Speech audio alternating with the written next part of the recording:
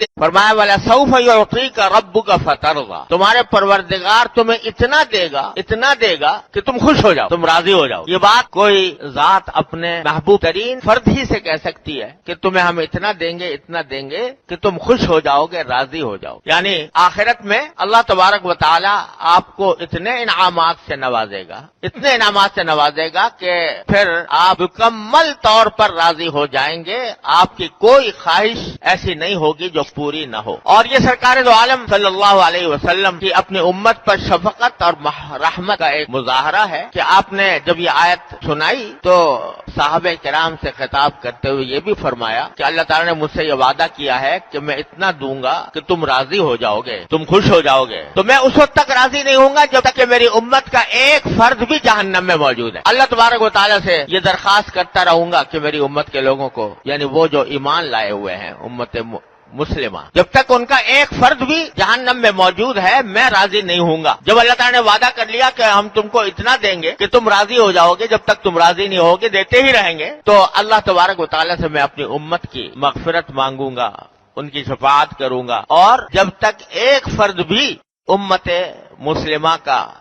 باقی ہے جہنم میں، اس کو جب تک نکال نہ لوں اس وقت تک میں راضی نہیں ہوں گا۔ یہ کتنی بڑی عظیم بشارت ہے اس امت مسلمہ کے لیے، نبی کریم صلی اللہ علیہ وسلم کی امت کے لیے، اور اللہ تبارک و تعالیٰ کا انعام و کرم ہے کہ اللہ تعالیٰ نے ہمیں آپ ہی کی امت میں داخل فرمایا۔ تو یہ عظیم بشارت ہے کہ کوئی فرد بھی جو نبی کریم صلی اللہ علیہ وسلم پر ایمان لایا اور ایمان لانے کے طریقے سے ایمان لایا تو وہ انشاءاللہ کبھی نہ کبھی جہنم سے نجات پا کر جنت میں داخل ہوگا۔ اور یہ بات رسول کریم صلی اللہ علیہ وسلم نے اپنی متعدد احادیث میں بھی فرمائی کہ جو شخص لا الہ الا اللہ محمد رسول اللہ کا کلمہ پڑھ کر اس پر عقیدہ رکھ کر مسلمان ہو گیا تو وہ جنت میں ضرور داخل ہوگا۔ ہاں اگر اس نے غلط عمل کیے ہیں، گناہ کیے ہیں، تو ان گناہوں کا بدلہ ابتدا میں اس کو دیا جائے گا، اللہ بچائے دوزخ میں جانا ہی پڑے گا، لیکن وہ دوزخ ایک مومن کے لیے پاک کرنے کا ذریعہ بنے گی اور ان کو گناہوں سے پاک کرنے کے لیے آگ میں جلایا جائے۔ یہ اور بات ہے کہ اللہ تعالیٰ محفوظ رکھے، وہ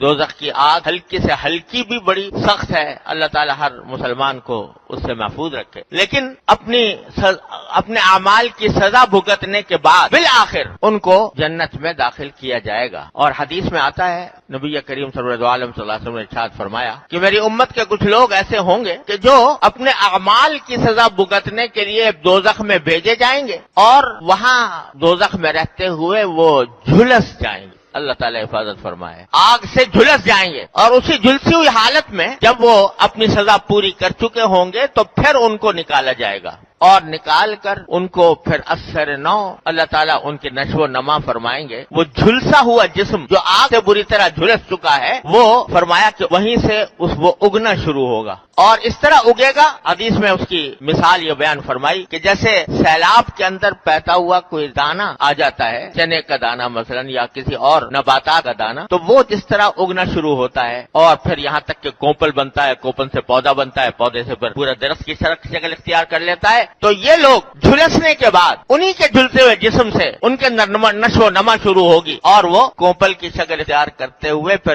آن کی آن میں تھوڑی ہی دیر میں وہ بالکل بھلے چنگے انسان کی شکل اختیار کر لے، اور پھر ان کو جنت کی طرف لے جایا جائے گا اور پھر جنت میں داخل کیا جائے گا۔ اور جو حضرات شروع ہی سے جنت میں ہیں وہ دوزخ سے ان کو سابقہ کبھی نہیں پڑا، وہ ان نو وارد جنتیوں کا نام رکھیں گے کہ یہ جہنمی جنتی ہیں، جہنمیین ان کو کہا جائے گا کہ یہ جہنم سے آئے ہوئے ہیں اس لیے ان کو جہنمی جنتی کہا جائے گا۔ پھر اللہ تبارک و تعالیٰ ان کو اتنا دیں گے جنت کے اندر ایمان کی وجہ سے، کیونکہ ایمان لائے ہوئے تھے، اس واسطے اللہ تبارک و تعالیٰ اتنا دیں گے کہ وہ ان کے دل میں جو خواہش بھی ہوگی وہ پوری کی جائے گی۔ غرض یہ کہ نبی کریم صلی اللہ علیہ وسلم نے فرمایا کہ یہ جو اللہ تعالیٰ نے مجھ سے وعدہ فرمایا ہے کہ ہم تمہیں اتنا دیں گے کہ تم راضی ہو جاؤ گے، خوش ہو جاؤ گے، تو میں اس وقت تک خوش نہیں ہوں گا، اس وقت تک اپنی رضامندی کا اظہار نہیں کروں گا جب تک کہ میری امت کا ایک فرد بھی جہنم میں موجود ہے۔ تو یہ عظیم بشارت ہے ساری امت محمدی علیہ صاحب الصلوۃ والسلام کے لیے۔ اللہ تعالیٰ اپنی رحمت سے ہمیں ایمان اور عمل صالح کی توفیق عطا فرمائے۔ تو انشاءاللہ نبی کریم صلی اللہ علیہ وسلم کی شفاعت ہمارا آخری سہارا ہے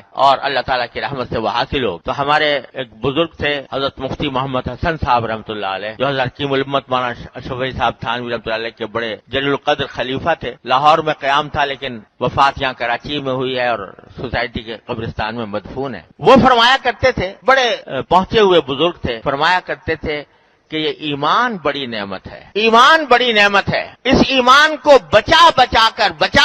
کر کسی طرح قبر تک لے جاؤ، اس ایمان کو بچا بچا کر کسی طرح قبر تک لے جاؤ، آگے جیت ہی جیت ہے۔ تو اللہ تبارک و تعالیٰ نے ایمان اتنی بڑی دولت عطا فرمائی، اللہ تعالیٰ ہمیں اس ایمان کی حلاوت عطا فرمائے اور اس ایمان پر ہماری زندگی ہو، اس ایمان پر ہمارا خاتمہ ہو۔ تو یہ ایمان ایسی چیز ہے کہ جب یہ موجود ہے تو نبی کریم سرور عالم صلی اللہ علیہ وسلم فرماتے ہیں کہ میں رہنے دوں گا جہنم میں رہنے نہیں دوں گا کسی بھی مومن کو۔ اللہ تعالیٰ اپنی رحمت سے اسی ایمان پر ہمارا خاتمہ فرمائے۔